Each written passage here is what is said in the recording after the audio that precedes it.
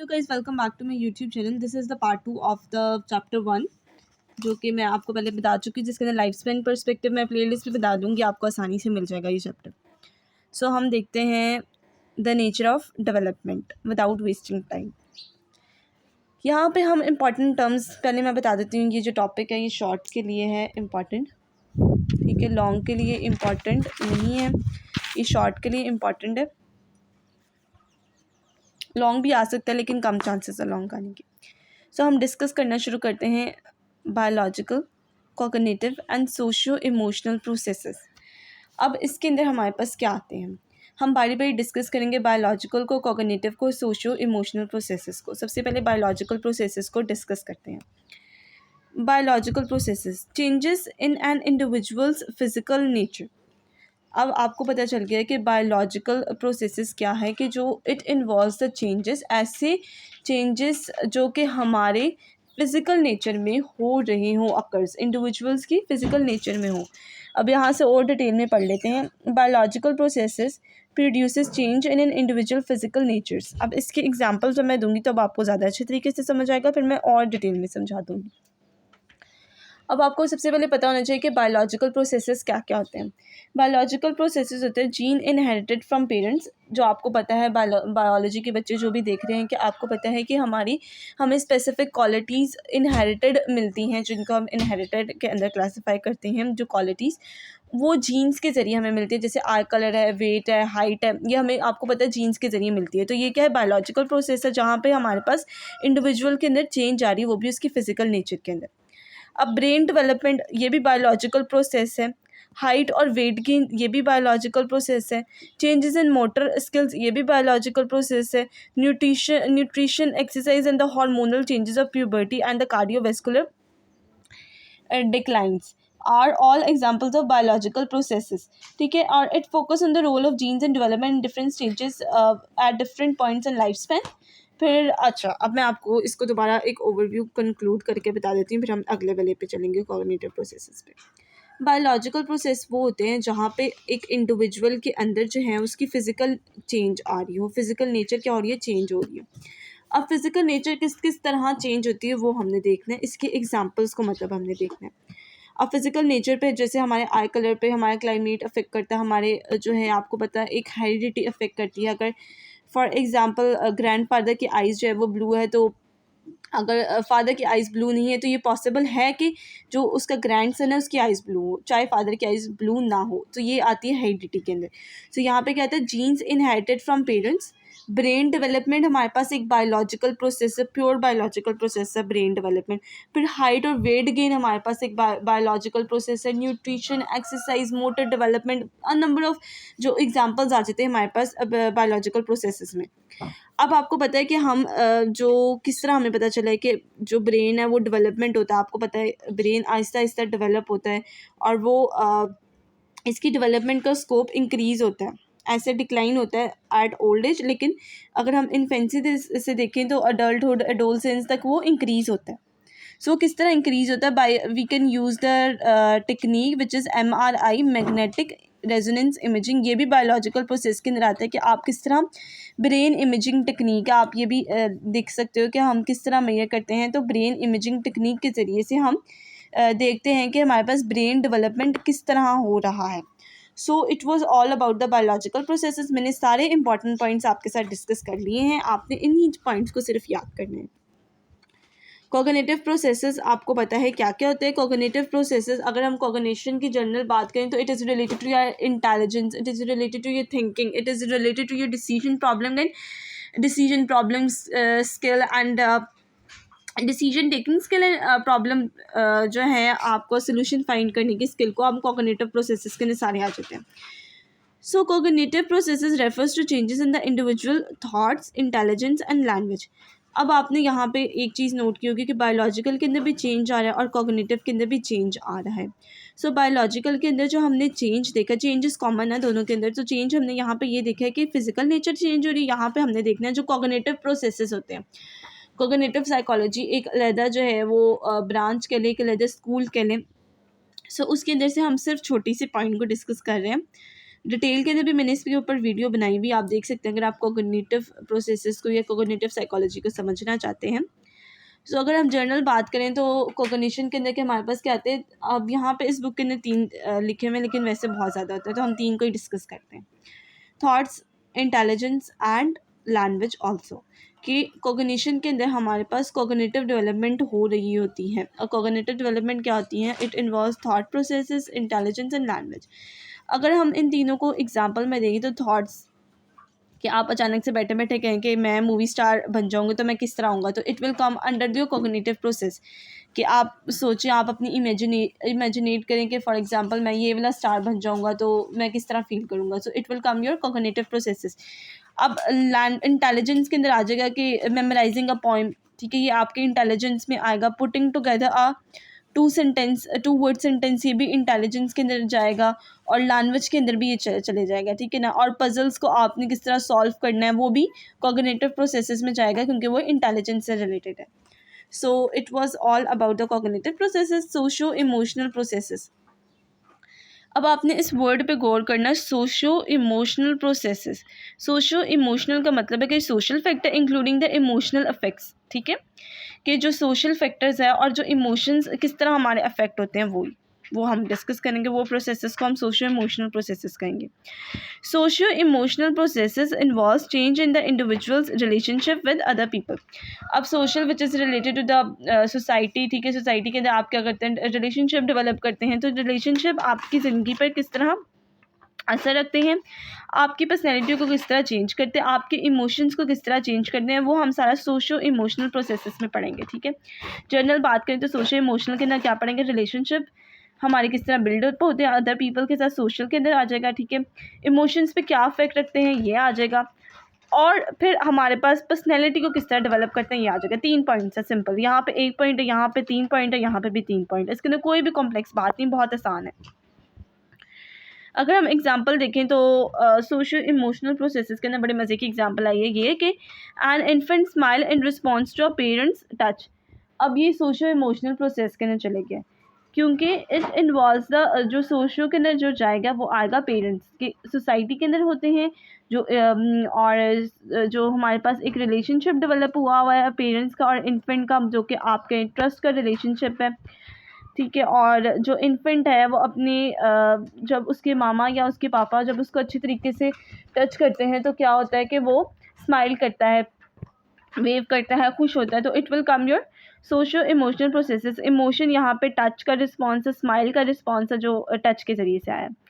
A toddler aggressive attack on the playmate, a school age childrens developing of assertiveness and adolescence joy at the senior prom and the affection of an elderly couple or reflects the role of socio emotional process in development। अब मुझे उम्मीद है कि आप लोगों को समझ आ गया होगा biological cognitive and socio emotional processes, और ये इसकी रिप्रेजेंटेशन है because these 3 processes are interlinked with each other. हम ये तो नहीं ना कह सकते कि बायोलॉजिकल प्रोसेसेस 0 से लेके बर्थ से लेके 2 ईयर्स की एज तक सिर्फ बायोलॉजिकल प्रोसेसेस होते हैं, या कॉग्निटिव के लिए 12 से लेके 15 तक का होता है, ये सोशो के अंदर हमारे पास 20 से लेके 30 तक, इसके बाद ये प्रोसेसेस नहीं होते। नहीं, ये तीनों प्रोसेसेस इंटर रिलेटेड है, साइमल्टेनियसली भी एक्ट करते हैं, तो इसलिए ये इसकी रिप्रेजेंटेशन है। अब हम कहते हैं कि ये टॉपिक है कनेक्शन, हम कनेक्ट कर रहे हैं इन 3 को, जैसे मैंने आपको बताया कि इंटर रिलेटेड है, ये अलग नहीं होते, साइमल्टेनियसली परफॉर्म होते हैं। इसके अंदर हम ये 2 पढ़ेंगे, developmental cognitive neuroscience and developmental social neuroscience. अब इसके अंदर आपको पता चल रहा है, आपने ये 3 वर्ड याद रखने हैं, ठीक है। 2 रैपिडली इमर्जिंग फील्ड, ये फील्ड है कि development cognitive neuroscience and development social neuroscience. अब डेवलपमेंट हो रही है, किस तरह की डेवलपमेंट जो हो रही है, कोग्निशन में डेवलप हो रही है, और it is related to your brain या it is related to your biological process. अब ये देखते हैं, which explores link between development cognitive processes and the brain, simple. अब developmental social neuroscience which examines connection between, ये आपने लिखना है, सोशो इमोशनल प्रोसेसेस, फिर ये डेवलपमेंट, और फिर ये brain. Neuroscience is related to your brain, ठीक है, ये बायोलॉजिकल प्रोसेस है। सो हमने इन जो है इन तीनों का जो प्रोसेसेस है इनका आपस में लिंक बता दिया, ये 2 फील्ड्स को हाईलाइट करके। इसके बाद जो हमारे पास आते हैं, ये जर्नल में मैं फटाफट डिस्कस कर दूँगी, पीरियड्स ऑफ डेवलपमेंट। आपको पता है एक स्पेसिफिक पीरियड्स होता है, ये आपने ये टर्म्स याद करना जो है वो इम्पॉर्टेंट है, कि आपको पता होना चाहिए कि कौन सी जो है वो कितनी एज, कौन सी एज को हम क्या नाम देते हैं, उसकी क्या प्रॉपर्टीज़ हैं और उसका क्या एज का स्पान क्या है। सो यहाँ पे हम सबसे पहले देखते हैं, ये डायग्राम के ज़रिए समझने की कोशिश करते हैं हम। प्री नेटल डेवलपमेंट है, pre natal period from conception to birth को हम कौन से पीरियड को कहते हैं, प्री नेटल पीरियड कहते हैं। फिर उसके बाद इन्फेंसी आ जाती है, फिर अर्ली चाइल्डहुड, फिर मिडिल एंड लेट चाइल्डहुड, फिर एडोलसेंस आ जाता है, फिर early adulthood, middle and let adulthood. Simple ये आते हैं। इनके नीचे जो है ये इनकी एज भी दी गई है, इनका स्पैन भी दिया गया है मंथ्स के ज़रिए और कुछ ईयर्स के ज़रिए।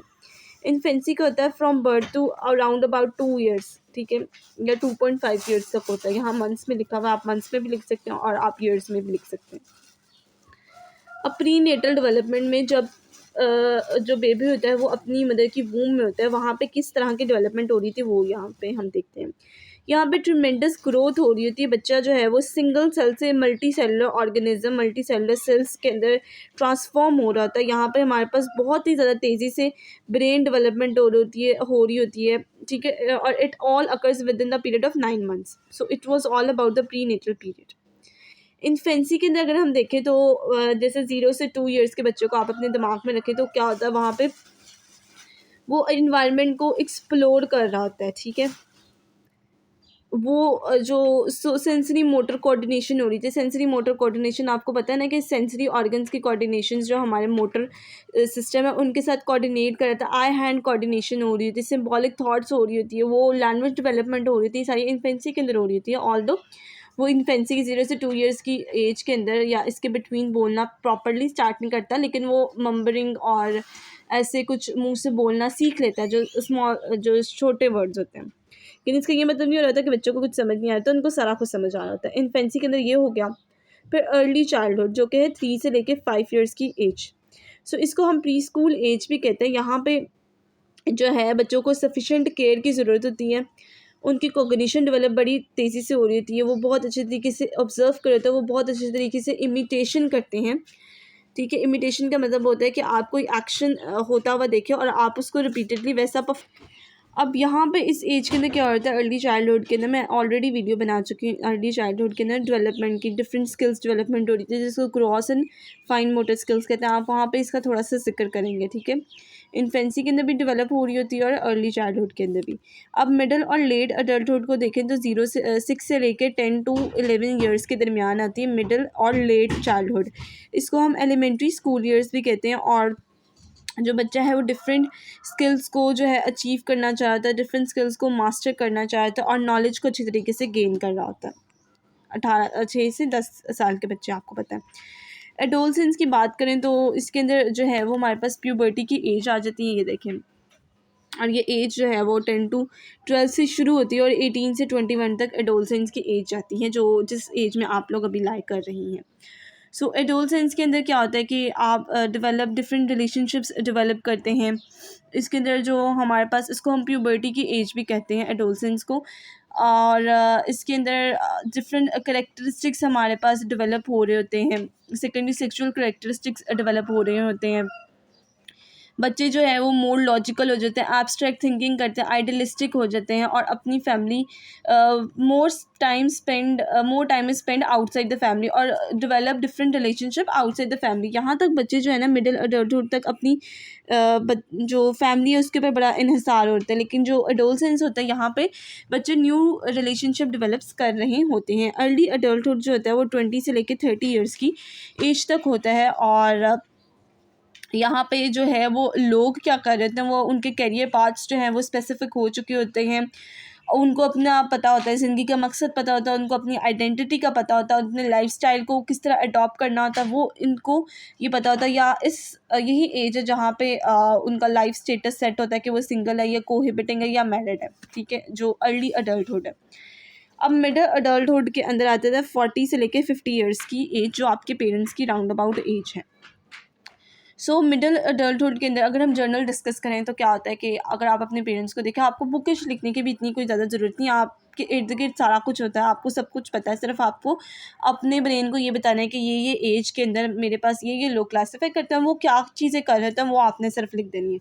मिडिल अडल्टहुड के अंदर आपको पता है कि क्या होता है कि जो माँ बाप होते हैं, ये मोस्टली माँ बाप होते हैं, मोस्टली होते हैं, ठीक है। तो उनके ऊपर एक स्पेसिफिक रिस्पॉन्सिबिलिटी होती है, वो सोशलाइज्ड होते हैं, वो मैच्योर हो चुके होते हैं, और वो अपने करियर के अंदर जो है वो ग्रो कर रहे होते हैं, एक्सपांड अपने करियर को करने की कोशिश कर रहे होते हैं, और ऑब्वियस सी बात है अपने बच्चों की केयर भी कर रहे होते हैं, जो उनसे रिलेटेड जो फैमिली मेम्बर्स होते हैं उनकी। अगर हम लेट अडल्टहुड की बात करें तो ये आते हैं आपके ग्रैंड पेरेंट्स, जो कि हैं 60 से लेके 70 और टू डेथ है, ये एज स्टार्ट होती है। सो आपको पता है ये बहुत ज़्यादा वाइज होते हैं, ये चाहते हैं कि जो हमारे आसपास के लोग हो वो हमसे मशवरा दें, ये अटेंशन सीकर्स होते हैं, ये अकेले रहना पसंद नहीं करते, जो आपको पता है आपके जो ग्रैंड पेरेंट्स होते हैं उनसे रिलेटेड ये है। इनके अंदर जो एक डिक्लाइन आता है वो इनकी मोटर डेवलपमेंट के अंदर डिक्लाइन आता है। आपको पता है ना, ग्राफ इस तरह बनता है, ठीक है ना, कि जैसे बच्चे होते हैं तो उनकी motor development, cognitive development increase हो रही होती है, फिर एक पॉइंट आता है वो डिक्रीज़ होना शुरू हो जाती है, तो वो एज है जहाँ पे वो कम्प्लीटली डिक्रीज़ हो जाती है लेट अडल्टहुड के अंदर। सो ये मैंने आपको जर्नल सा ओवरव्यू पीरियड्स ऑफ डेवलपमेंट दे दिया। अब ये 4 एजेस है, first, second, third and fourth age है। फर्स्ट एज जो है वो चाइल्डहुड एंड अडोलसेंस को इन्होंने क्या, फिर प्राइमरी अडल्टहुड का क्या, फिर अप्रॉक्सीमेटली इसकी एज बताइए थर्ड स्टेज के अंदर 60 से लेके 79, और फिर अप्रॉक्सीमेटली 80 ईयर्स ओल्ड बताइए लेट अडल्टहुड के राउंड अबाउट जा रहा है, ठीक है।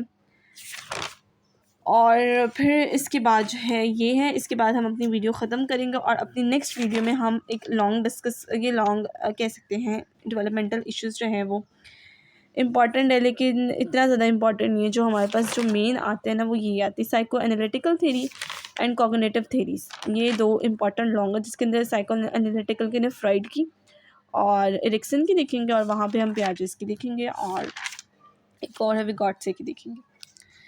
अब आते हैं 3 developmental pattern of ages, normal aging, ठीक है, फिर pathological aging and successful aging. अब आपको नाम से पता चल रहा है, कंटेंट रीड करने से पहले आपको पता है नॉर्मल एज के अंदर क्या होता है, कि हमारे पास जैसे मैंने आपको बताया कि ग्राफ जो है वो इस तरह इंक्रीज़ हो रहा था, ये नॉर्मल एज के अंदर आएगा ग्राफ, ठीक है ना, कि आप इन्फेंसी के अंदर क्या कर रहे थे, आप स्पेसिफ़िकली बहुत ज़्यादा जल्दी जल्दी डेवलप हो रहा था, आपकी साइकोलॉजिकल फंक्शनिंग बहुत अच्छी हो रही होती है, ठीक है ना। अब जो एजिंग के अंदर हमारे पास, ये तो जर्नल मैंने आपको पाथ बताया, एजिंग के अंदर जो है हम आप हाफ डिक्लाइन बताएंगे, ठीक है ना, क्योंकि एजिंग है कि किस तरह आप उम्र बढ़ रही है, तो it will related to this type of graph. यहाँ पे साइकोलॉजिकल फंक्शनिंग आ जाएगी, यहाँ पे एज आ जाएगी। अब हमने यहाँ पे स्टार्ट करना है अडल्टहुड से, मिडिल अडल्टहुड। यहाँ पे हमारे पास आपको पता है कि साइकोलॉजिकल फंक्शन, मोटर फंक्शंस, इस तरह इसका स्लोप डिक्लाइन होता है और फिर डेथ के वक्त बिल्कुल नीचे हो जाता है, ठीक है ना।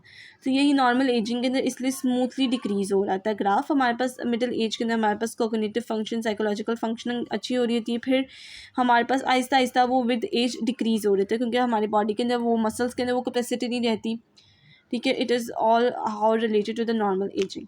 तो पैथोलॉजिकल एजेंट्स या पैथोलॉजिकल एजिंग के अंदर क्या होता है कि हमारे पास नॉर्मल से ज़्यादा डिक्लाइन अडल्ट जो हैं वो शो करते हैं, उनकी कॉग्निटिव इम्पेयरमेंट हो जाती है, उनको different, it may be occur due to the different disease, जैसे यहाँ पे अल्जाइमर की डिज़ीज़ जो है वो डिस्कस की गई है, और भी बहुत ज़्यादा डिजीज़ हो सकती है जिसके अंदर उनके अंदर कॉग्निटिव इम्पेयरमेंट आ जाए या फिर साइकोलॉजिकल फंक्शनिंग इम्प्रॉपर हो जाए। सो ये आ जाएगी पैथोलॉजिकल एजिंग में के अंदर, जहाँ पे आपके पास एक डिज़ीज़ आ जाए। नॉर्मल एजिंग के अंदर है कि आप नॉर्मल हेल्थी लाइफ जी रहे हैं और एजिंग आपकी नॉर्मल लोगों की तरह हो रही है। पैथोलॉजिकल के अंदर एक डिज़ीज़ आ गई है। और सक्सेसफुल एजिंग वो लोग करते हैं जो अपने आप को मेंटेन रखते हैं, फिज़िकली भी, साइकोलॉजिकली भी एंड बायोलॉजिकली भी, ठीक है ना, कि उनके अंदर के ऑर्गन्स भी बिल्कुल ठीक होते हैं। 3 चीज़ें आपने याद रखनी है। सक्सेसफुल एजिंग वो करते हैं जो कोई फिज़िकली अच्छे हों, साइकोलॉजिकली अच्छे हों, और बायोलॉजिकली भी अच्छे हों, उनके अंदर के हार्मोन्स और ग्लैंड्स भी बिल्कुल ठीक हो, ब्रेन भी अच्छी तरीके से डेवलप करा हो, मोटर फंक्शंस भी अच्छी तरीके से हो, उन्होंने अपने आप पे वर्क किया और रेगुलर एक्सरसाइज करती हो, सारी अच्छी चीज़ें सक्सेसफुल में चली जाएगी जो आपकी इंटरनल चीज़ें रिलेटेड है।